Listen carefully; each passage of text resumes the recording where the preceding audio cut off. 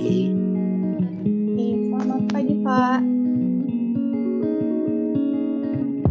Iya, saya Iwan Pranoto, saya pengajar di Matematika ITB. Saya lulus dari ITB S1 tahun 85. Kemudian saya sebelum saya lulus sebetulnya sudah langsung ke S2 saya waktu itu. Jadi dulu bisa ya, karena dulu tidak diminta ijazah sepertinya. Asal ada rekomendasi dari dosen waktu itu boleh gitu langsung. Jadi sambil menunggu wisuda saya sudah di S2 waktu itu. Kemudian setelah lulus S2 itu 87. Kemudian saya mempersiapkan untuk beasiswa ke Kanada waktu itu tahun 88. Jadi berangkat saya tahun 1988. Waktu itu, nah di sana masih diterima sebagai program master lagi ya, jadi mengulang gitu.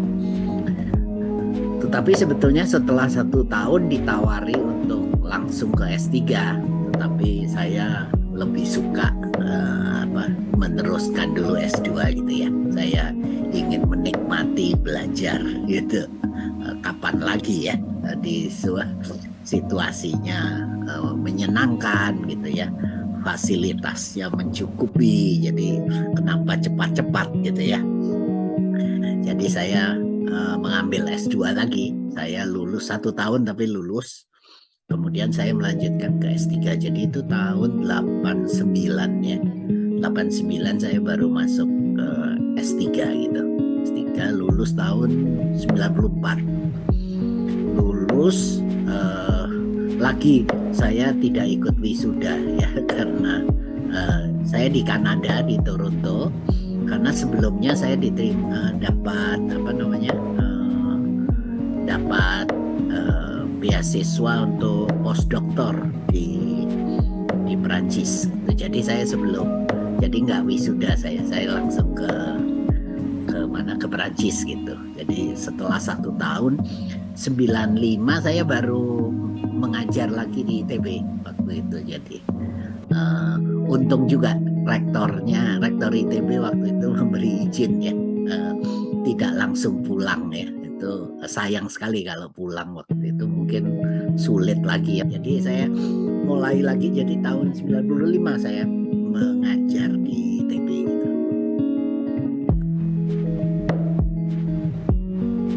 Saya sebetulnya sejak SMP rasanya saya sudah tahu saya akan belajar matematika ya. Jadi sejak SMP saya sudah tahu, dan terutama saya sudah tahu saya ingin belajar geometri gitu. Jadi saya cukup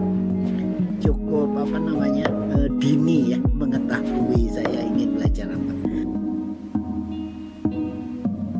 Iya betul, bagus juga pertanyaannya ya. Kalau kita membandingkan ya, dahulu itu lebih kalau dibanding sekarang ya, lebih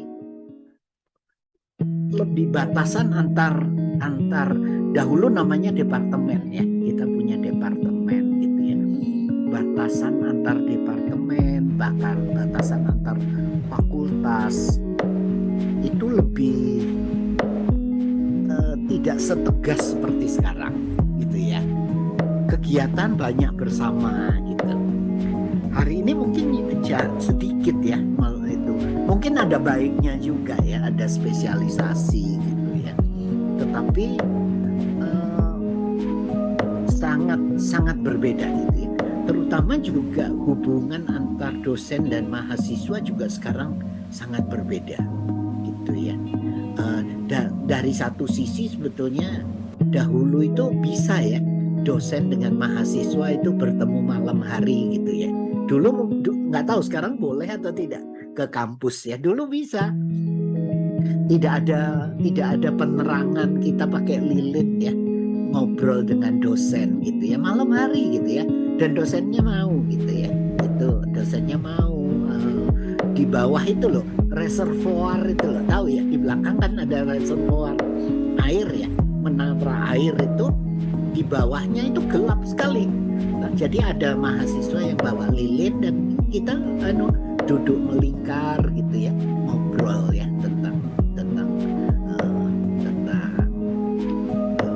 banyak hal, macam-macam, matematika dan bukan matematika gitu. Itu yang menurut saya berbeda, dan mungkin itu yang seharusnya dikembalikan lagi ya, hubungan antar mahasiswa dan mahasiswa dan dosen ya, gitu ya. Ada dua hal menurut saya ya. Yang pertama, saya itu mikir paham itu kalau cukup saya bisa mengerjakan soal-soal di buku ya. Saya itu merasa sudah puas. Saya merasa sudah siap gitu. Kalau ditanya sudah paham. Artinya saya sudah bisa mengerjakan soal-soal di buku. Nah, di ITB tidak ternyata gitu ya. Di ITB itu dituntut lebih gitu lah ya. Kita harus memahami seperti teorema itu. Pada saat sebelumnya itu kan, apalagi masih di TPP juga sering kita tidak memperhatikan teorema kan. Pokoknya latihan soal aja lulus lah gitu ya.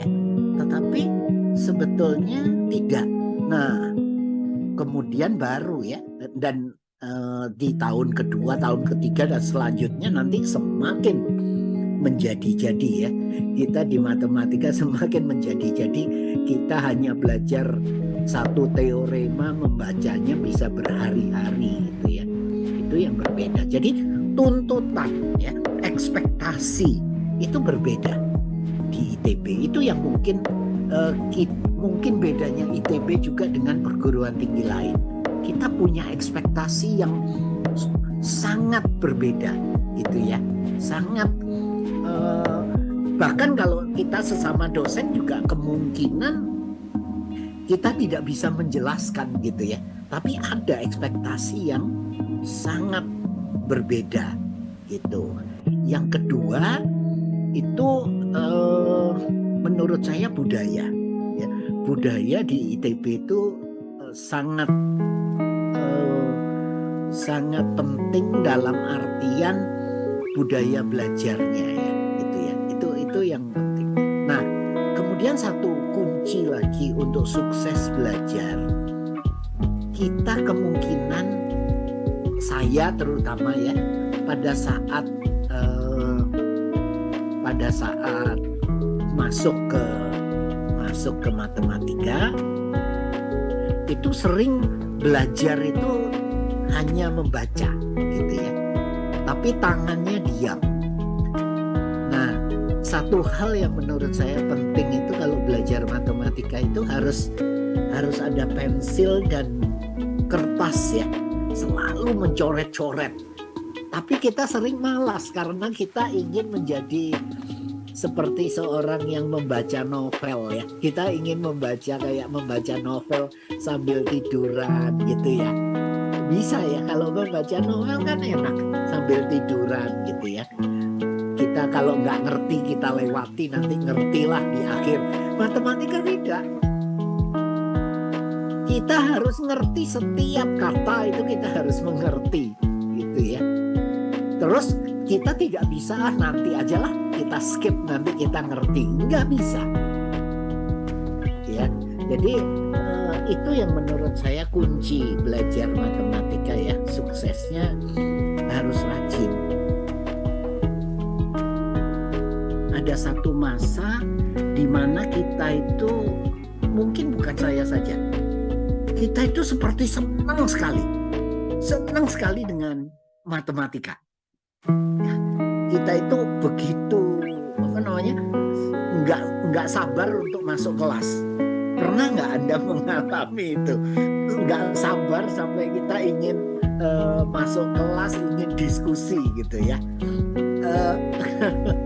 Belum pernah ya ngalamin. Nah, kalau saya pribadi dan kemungkinan beberapa teman saya ya, itu mengalami itu mulai tahun ketiga.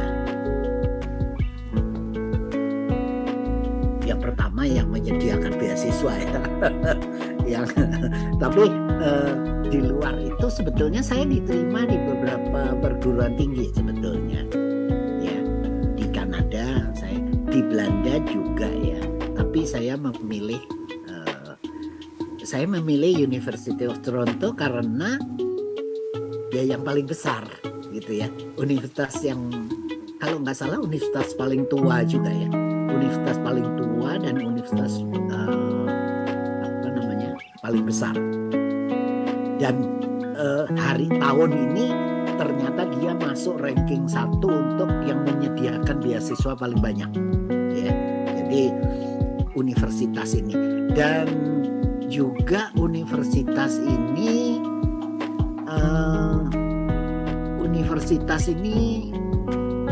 penemu insulin ya. Penemu insulin ada di sini, ada di universitas ini ya. Dan saya tidak tahu banyak tentang Kanada sebelumnya ya. Jadi setelah saya masuk saya baru merasa bersyukur gitu ya, memilih universitas ini dan memilih kota ini. Kotanya juga harus mendukung ya, karena kita tidak belajar dari universitas saja, kita juga harus belajar dari kebudayaannya gitu ya. Itu menurut saya penting ya, karena kita bukan hanya yang disertasinya yang kita sedang susun ya, tapi juga kerangka berpikir kita yang sedang kita susun ya. Itu ya mahasiswanya di sana lebih sedikit lagi.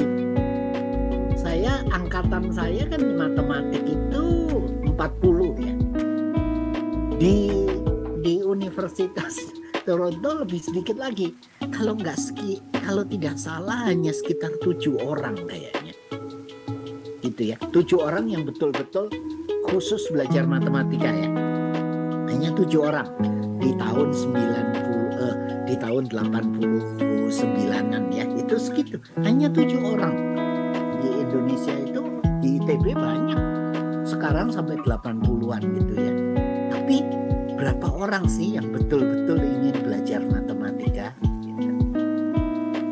Saya nggak tahu jawabnya. Ada yang harus tahu. Biasanya sih itu nanti terjadi ya di setiap jenjang itu Anda juga pasti ya. Saya merasa itu justru saat tugas akhir. Jenuh gitu ya. Bukan jenuh dalam arti pinter banget gitu sampai jenuh gitu, bosen. Tidak. Jenuh dalam arti kehilangan purpose. Kehilangan apa ya? Kehilangan ini mau kemana sih saya ini gitu ya. Itu di saat itu saya pernah merasakan itu ya. Dan mungkin kita semua pernah gitu. Jadi nanti saya S3 gitu lagi ya. Jadi sampai akhirnya dosennya, pembimbing saya bilang, sudah tulis, sudah cukup gitu ya. Yang saya mikir, belum, ini apa sih yang saya pelajari ini ya. Apa yang saya belum apa-apa. Demikian juga waktu di ITB juga kerasa ya. Saya ini apa sih yang mau saya kerjakan gitu. Dan di situ pentingnya dosen ya. Menurut saya itu perlu. Dosen jadi harus dekat dengan mahasiswanya ya gitu ya.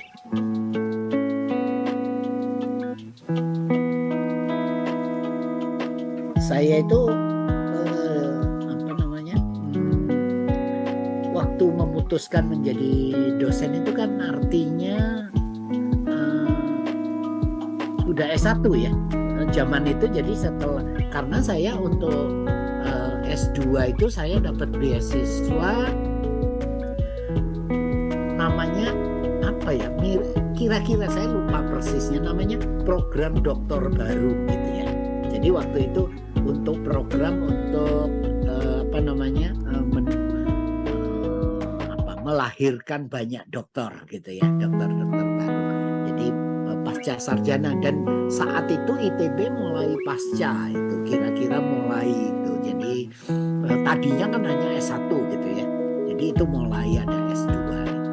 Nah, saat itu jadi saya sudah memutuskan untuk menjadi dosen gitu. Ya senang ya kalau waktu itu tidak mikir uang gitu ya. Pokok mikirnya bisa main matematika terus gitu.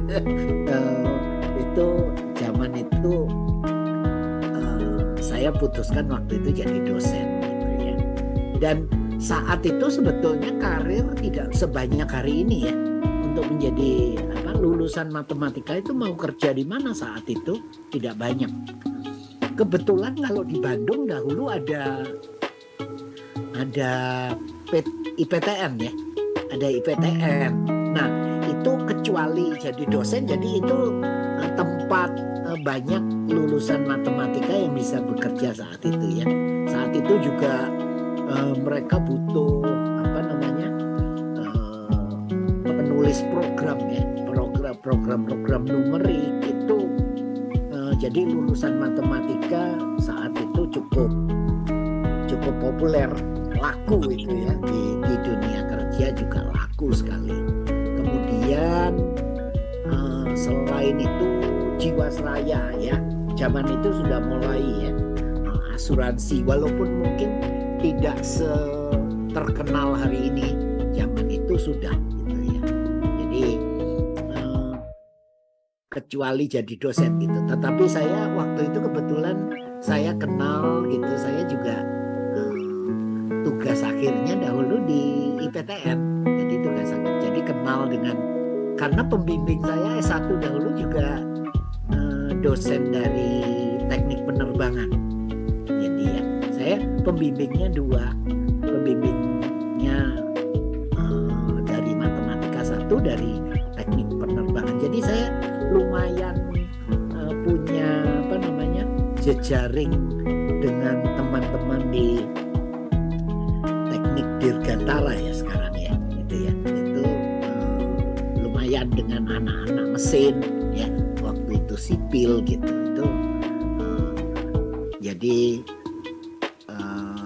itulah kalau pekerjaannya. Tetapi saya tetap memilih menjadi dosen ya waktu itu ya, karena menurut saya lebih bebas ngatur waktu saya gitu ya. Sebetulnya dahulu itu dua berbeda ya. Kita dahulu punya namanya KBK ya. KBK itu apa? Kelompok Bidang Keilmuan ya, kalau tidak salah dahulu gitu ya. Jadi ada kelompok bidang keilmuan analisis dan kelompok bidang keilmuan geometri. Tapi dari dahulu geometri itu yang paling sedikit ya peminatnya. Di zaman saya dahulu soalnya, bukan penyebab sih, maaf kalau saya di bernuansa menyebab, ada dosen yang sadis sekali zaman itu ya. Yang lulus itu mungkin hanya 3 orang gitu ya, geometri ya, 3 orang.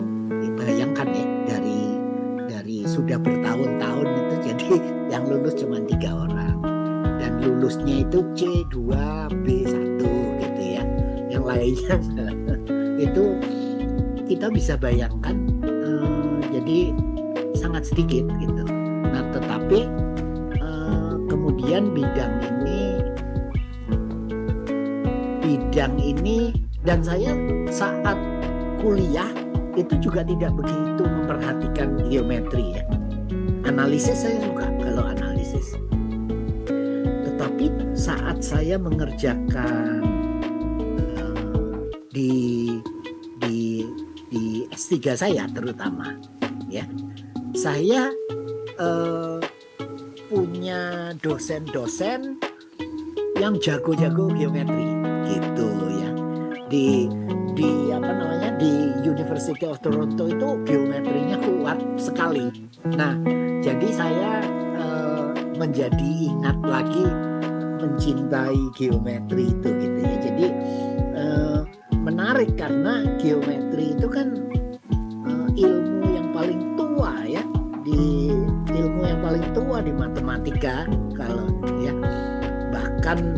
lebih tua dari agama ya, itu ya.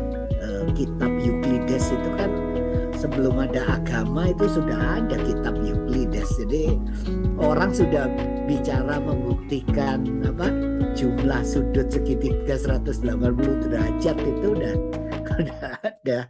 Nah, jadi saya suka sekali, terutama walaupun saya bukan yang murni geometri ya, saya suka yang penerapan, terutama saya suka di robotika dan di kontrol ya, karena menariknya karena sebetulnya yang kita hadapi di dunia itu sebetulnya di dunia kehidupan itu sebetulnya sistem-sistem yang tak linear. Nah, mau tak mau geometrinya itu harus geometri diferensial yang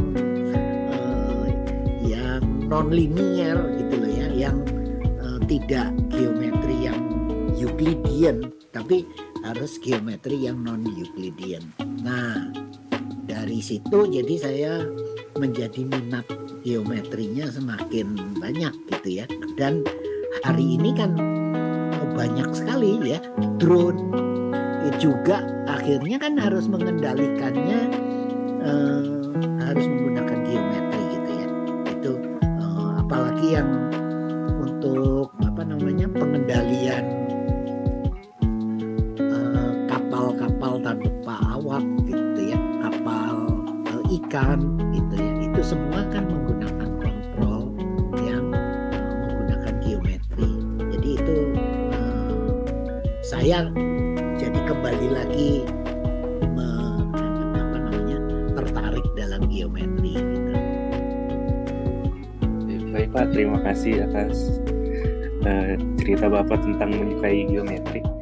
Mungkin untuk saat ini apakah boleh diceritakan Pak penelitian Bapak dalam bidang geometri?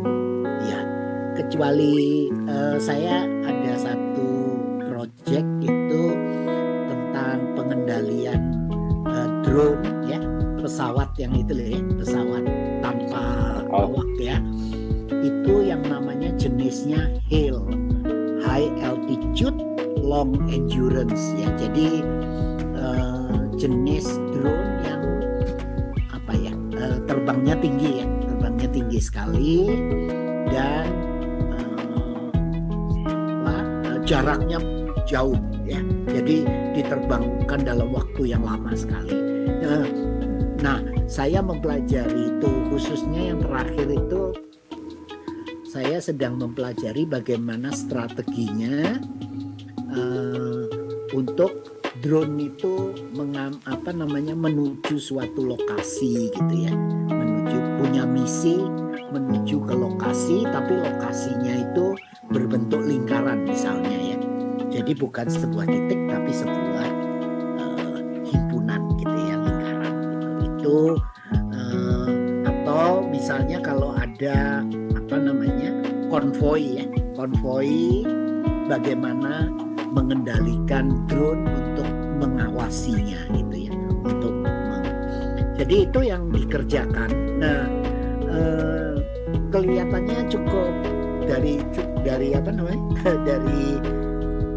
dari penerapannya cukup sederhana kelihatannya, tapi kan ini dikerjakan secara otomatis ya, harus dikerjakan secara otomatis.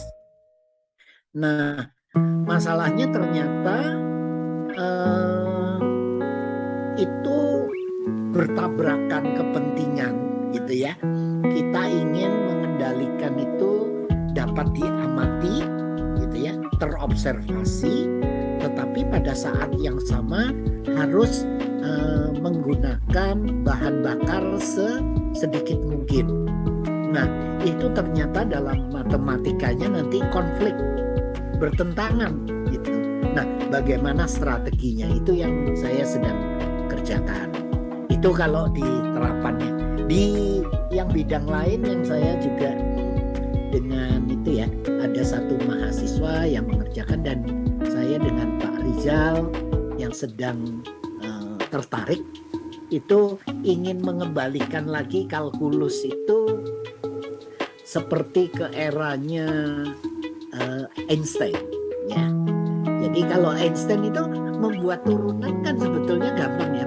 Kayak orang engineering sampai hari ini, orang fisika itu kan mengatakan infinitesimal itu kalau dikuadratkan 0 gitu ya. Ya kan? Ya. Epsilon, kalau epsilon kuadrat atau h kuadrat, ingat nggak itu? Gitu ya. Itu itulah apa? Di neglected atau apa, diabaikan aja. Itu sangat kecil gitu ya. Nah, kita punya itu ada gerakan di matematika untuk mengaljabarkan itu gitu ya. Mungkin nggak kita membuat sebuah matematika yang namanya memungkinkan kita punya bilangan yang kayak infinitesimal itu. Jadi bilangan yang kalau dikuadratkan 0 gitu ya. Nah, kalau itu punya kan enak ya, kita bisa mengerjakan turunan itu gampang sekali gitu ya.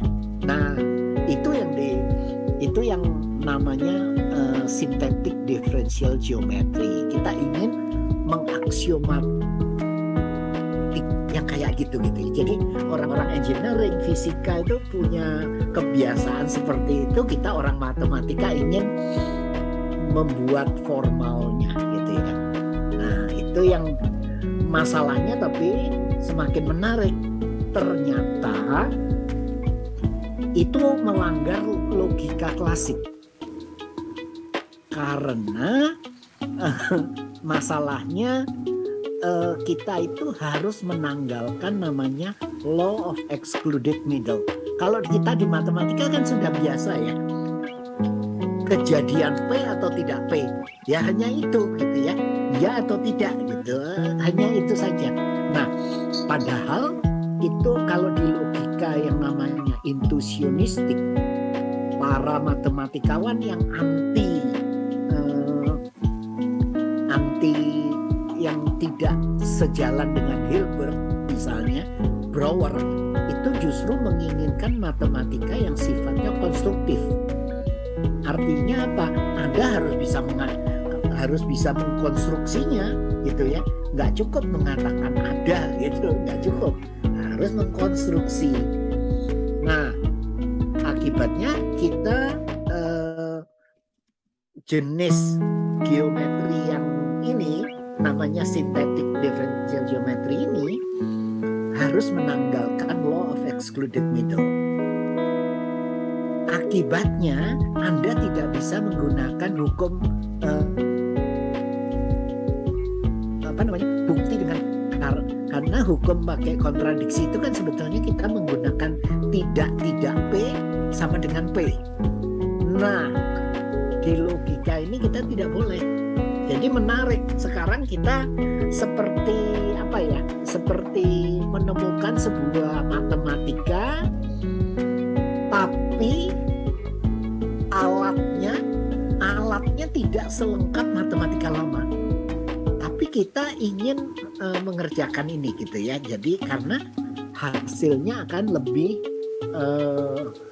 rigorous kalau di dalam matematika gitu ya. Nah, itu yang kami beberapa dosen dan mahasiswa mengerjakan itu. Wah, terima kasih Pak, sangat menarik sekali proyeknya Pak. Ya, itu mungkin abstrak, tapi ini bidang yang tidak mungkin orang juga melihatnya banyak yang tidak begitu bermanfaat dalam arti itu ya, manfaat yang baru ya. Karena ingat ya, kan kita punya perkakas gitu ya. Kalau Anda misalnya ya, bayangkan analoginya, Anda punya perkakas gitu ya, ada obeng, ada tang, ada apalagi, ada palu, ada macam-macam ya. Terus Anda bisa membangun rumah gitu ya. Nah, sekarang Anda bilang, saya sekarang tidak boleh pakai palu gitu ya. Nah, pasti yang saya bangun kan tidak sebagus yang sebelumnya kan. karena alatnya berkurang, gitu ya. Nah, yang saya bangun itu pasti kurang daripada sebelumnya. Jadi teorema yang saya akan bisa bangun itu pasti tidak sekaya sebelumnya. Tetapi cara mengungkapkannya bisa lebih baik, gitu ya. Itu yang kita inginkan. Jadi ini yang menjadi menjadi sebuah upaya dan menarik karena nanti teori himpunan tidak bisa dipakai lagi. Anda bisa bayangkan ya, matematika itu kan pakai teori himpunan semua. Jadi kami sedang mengembangkan yang tanpa teori himpunan gitu. Harus perumuman dari teori himpunan. Jadi cukup cukup mengawang-awang. Baik Pak, terima kasih.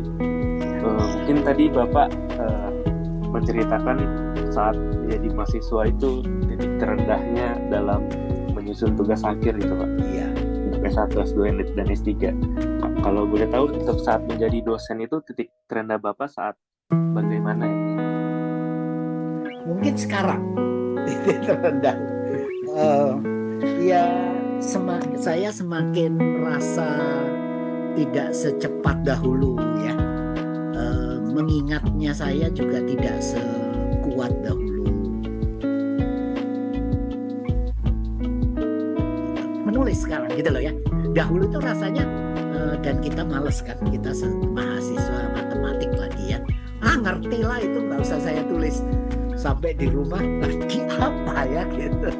Dan semakin parah gitu ya hari ini. Jadi saya harus mengubah harus banyak menulis gitu ya. Kalau ingat sesuatu langsung saya tulis gitu. Kalau dahulu tidak gitu. Jadi hari ini ya sangat berbeda gitu ya. Dan ya memang harus kita akui ya. Saya semakin tua gitu ya. Itu yang tadinya kan saya selalu tidak pernah melihat diri saya tua gitu. Rasanya muda terus. Itu saja mungkin. Oke, baik Pak. Mungkin ini dari untuk teman-teman Himatika, apakah Bapak memiliki pesan untuk mahasiswa matematika Pak? Iya, menurut saya seharusnya yang tadi mungkin sudah saya singgung ya. Jadi harus ada seperti fanatisme terhadap matematika. Seperti Anda itu punya ciri khas gitu loh ya. Yang kayak tadi salah satunya, kalau seseorang masuk ke himpunan matematika, ke kantornya gitu ya, sekretariatnya, dia sadar nggak itu langsung itu himpunan matematika gitu ya. Itu yang saya pikir itu harus gitu ya, itu harus dibangun, itu budaya yang menjadi keunikan dari matematika. Nah, untuk bekerja hari ini kan kita tahu bahwa kalau kita lihat bidang-bidang baru itu banyak sekali bermunculan. Pada saat yang sama, perguruan tinggi belum menyiapkan programnya ya untuk belajar itu. Ya, misalnya searching manager gitu ya. Ada yang tahu nggak? Searching optimizer manager. Ada yang tahu nggak? Jenisnya lebih ke optimasi berarti ya. Itu tuh gini. Kalau Anda mengetik misalnya susu kental manis gitu ya, itu ya, yang keluar itu pertama itu apa di Google ya, gitu ya. Nah, seandainya Anda punya perusahaan, ya, Anda kan ingin kalau orang mengetik susu kental manis keluarnya ya produk Anda kan? Iya betul Pak. Nah, bagaimana caranya? Itu di perusahaan itu sekarang ada yang namanya itu tadi, yang manajer yang bisa membuat produknya itu kalau ada orang ngetik apa searching itu selalu di atas, gitu ya. Nah, pertanyaan saya, belajarnya di mana? Di mana seseorang bisa belajar itu? Belum ada program studinya, iya kan? Nah, artinya yang paling bagus ke sana siapa? Yang matematik seharusnya, iya kan? Ini kuncinya jadi. Jadi kehebatannya matematika itu di mana? Di umumnya, di abstraknya, karena dia general. Iya. Iya. Jadi itu yang justru harus diperjuangkan terus. Jangan kita itu menjadi ikut-ikutan, jadi terlalu pragmatis. Kalau menurut saya, pragmatis itu saat ada nanti di perusahaan, gitu ya. Tapi dalam menyiapkan ini Anda harus seabstrak mungkin. Kemampuan modeling itu penting. Modeling itu, iya kan? Tapi memodelkan apa itu nggak harus Anda kaku hari ini. Saya itu hanya ingin memodelkan tentang ekonomi. Enggak.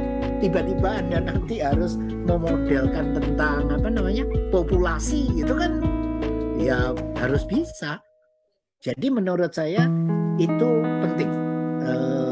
Bagaimana Anda itu sekarang masih menjaga keumuman dari matematika, ya. Menurut saya matematika itu, lulusan matematika itu berhasil kalau dia tetap membawa keabstrakannya, gitu ya. Bukan artinya dia tidak bisa berpikir khusus ya, tapi dia harus menguasai berpikir abstrak, gitu ya. Dia bisa berpikir abstrak, tapi juga bisa berpikir membumi, gitu. Itu saja. Menjawab tidak? Sudah cukup menjawab, Pak. Terima kasih atas pesannya. Mungkin itu kunci ya untuk Anda yang di aktuaria ya. Jadi jangan karena Anda di aktuaria lalu Anda tidak mengusahakan belajar yang lebih yang lebih atas dari aktuarianya gitu ya. Saya aktuaria gitu ya, spesialis. Loh siapa tahu? Misalnya sekarang seorang dokter ya. Ini contoh yang banyak ya. Dokter itu semakin tinggi di rumah sakit, kan dia tiba-tiba jadi direktur rumah sakit. Loh, kalau dia nggak mau belajar gimana? Kan dia harus belajar apa? Keuangan, manajemen kepegawaian, ya. Terus apa? Dia harus belajar tentang lingkungan hidup, membuang limbah rumah sakitnya kan. Harus belajar banyak sekali. Nah, kalau dia bilang saya hanya mau belajar tentang operasi tulangnya tulang kaki gitu ya, kakinya kaki kiri gitu, ya nggak bisa dong, karirnya jadi terhenti. Jadi menurut saya harus dijaga terus ya. Kita itu ciri uniknya orang matematika itu ya berpikir abstrak memang, gitu ya. Dari hal yang sederhana kita bisa abstrakkan, tapi kita juga bisa terapkan di tempat-tempat itu. DNA kita. Baik Pak, terima kasih atas waktunya Pak. Sama-sama. Terima kasih banyak ya Pak. Ya, selamat berakhir pekan. Ya. Semoga sehat selalu Pak.